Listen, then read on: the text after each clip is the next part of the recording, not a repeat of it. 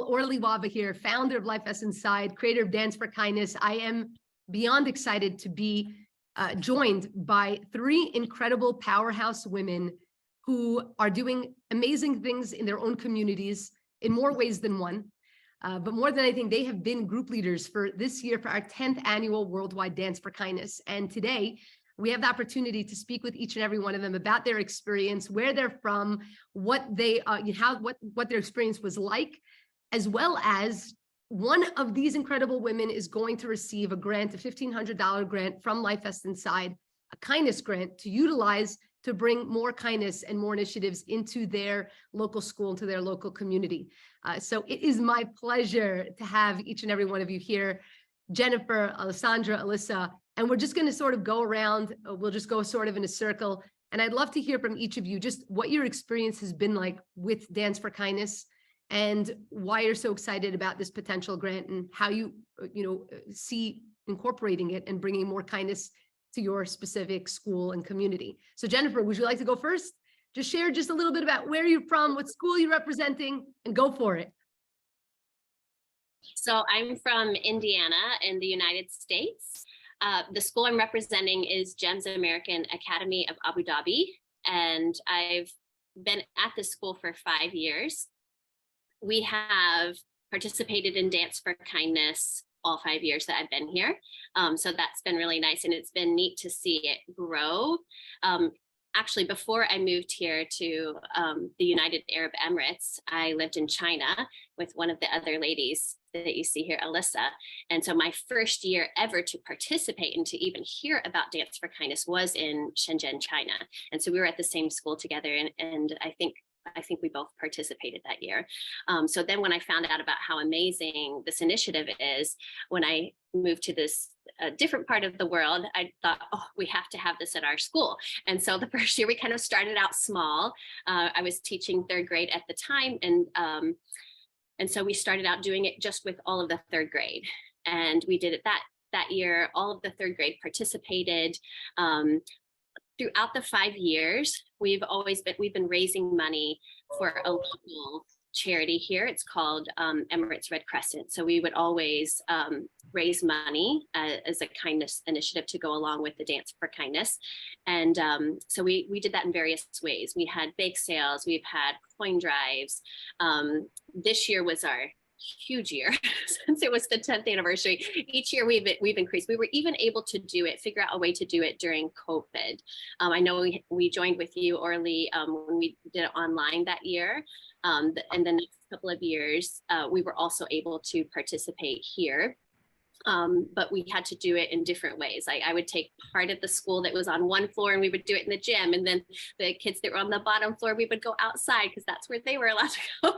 So we were creative in how we did it, but we were still able to take part throughout the last 5 years. And then this year was our big year here at our school. We opened it up for all pre-K to grade 5 students could participate.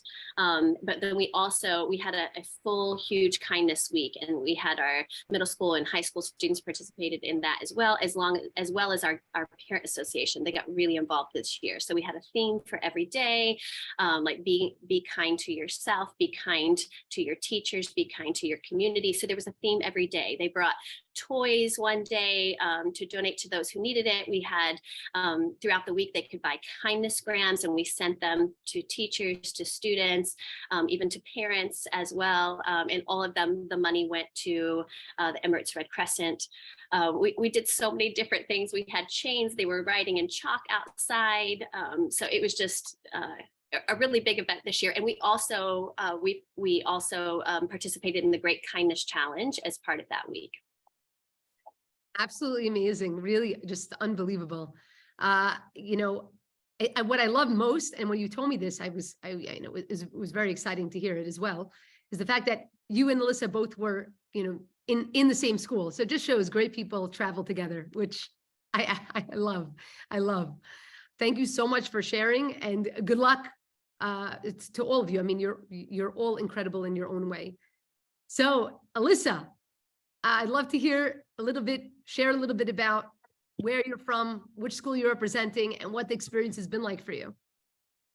Sure, great. My name is Alyssa and I'm from Montana in the United States. Currently, I live with my family in Tirana, Albania, and we work at Tirana International School, which is part of the Quality Schools International system. And like Jennifer said, we met at a QSI school in China. That was my introduction to Dance for Kindness.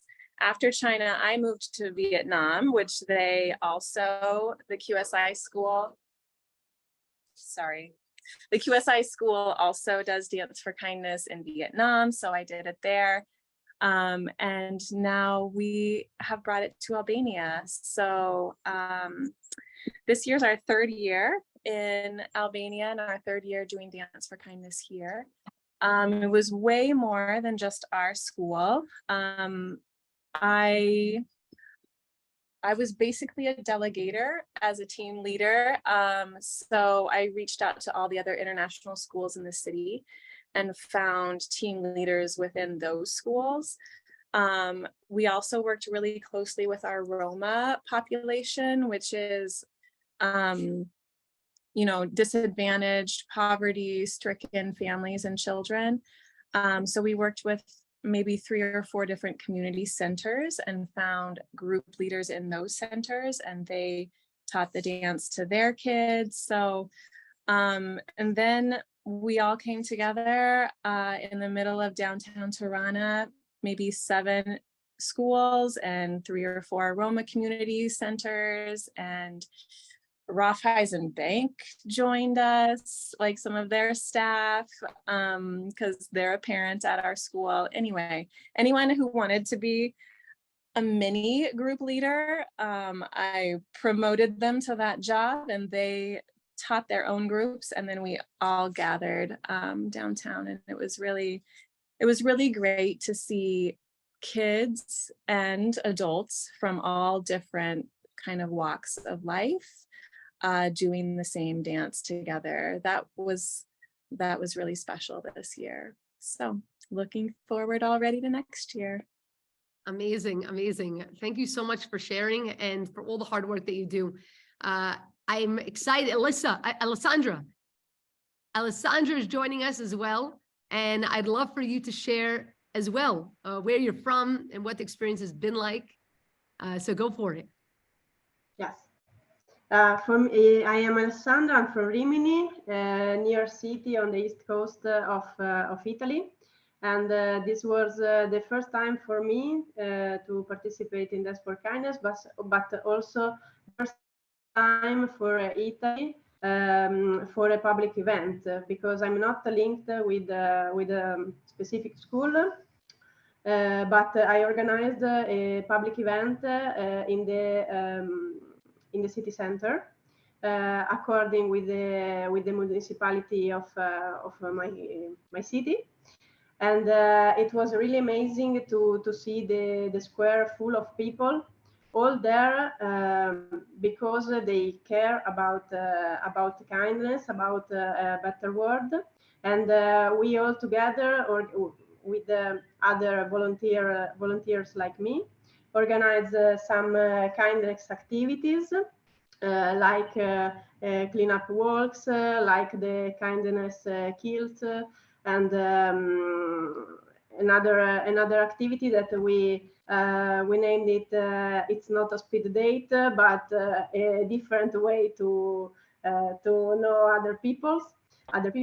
And the school I chose for the prize is a school that the name is in Italian a testa in giù, that means upside down, because it's a school that has an ecological approach to education.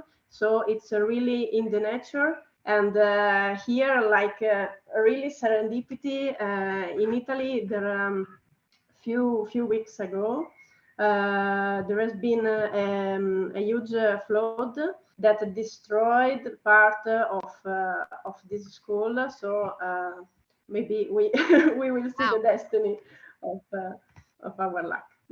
Wow. First of all, thank you so much for all that you're doing, and You're right. We'll see who ends up winning the grant. But like I said, each and every one of you are winners in my book.